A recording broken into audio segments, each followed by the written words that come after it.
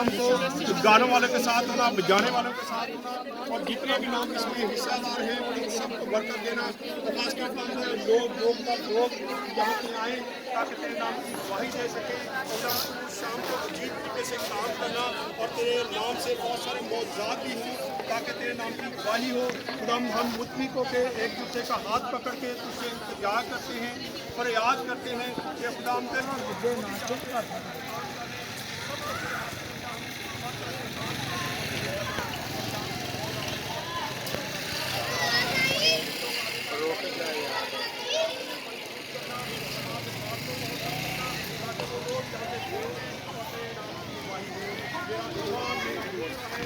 जो कुछ हमने समस्या है ये सब